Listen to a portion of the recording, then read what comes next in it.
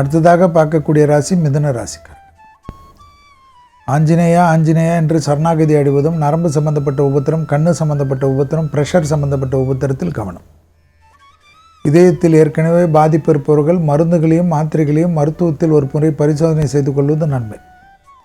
தொழிலாக இருக்கட்டும், உத்தியோகமாக இருக்கட்டும், வியாபாரமாக இருக்கட்டும், படிப்பாக இருக்கட்டும், உடனிருப்பவர்களோ மேலதிகாரிகள் விஷயத்திலோ தர்க்கம் வேண்டாம். அரசு துறை அரசியல்வாதிகள் அதீத கவனமாக 15ஆம் தேதி வரைக்கும் இருப்பது காலத்தின் கட்டாயம். தொழிலில் மாற்றங்களோ, உத்தியோகத்தில் மாற்றங்களோ, வியாபாரத்தில் மாற்றங்களோ, படிப்பில் மாற்றங்களோ வந்தால் எடுத்துக்கொள்ளக்கூடிய மிதுன ராசிக்காரர்களுக்கு அற்புதமான காலகட்டம். ஏதாவது உங்களை பற்றி யாராவது ஏதாவது சொன்னால் அதற்கெல்லாம் வருத்தப்படக்கூடாது. அந்த வருத்தங்கள் பெரிய கஷ்டத்தை ஏற்படுத்திவிடும். பழைய கடன்கள் பைசலாகிறது, மன அழுத்தம் தீர்வது எல்லாம் ஏற்படும். யோக பலத்தை அதிகமாக பெறக்கூடிய ராசி மிதுன ராசிக்காரர்கள்.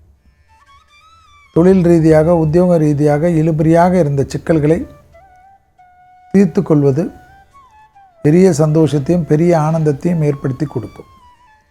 வியாபாரத்தில் காணப்பட்டிருந்த பலவிதமான சங்கடங்கள் பரிபூர்ண நிவர்த்தி ஏற்படுவது ஏற்றத்தை ஏற்படுத்தும் மிதுன ராசிக்காரர்களுக்கு.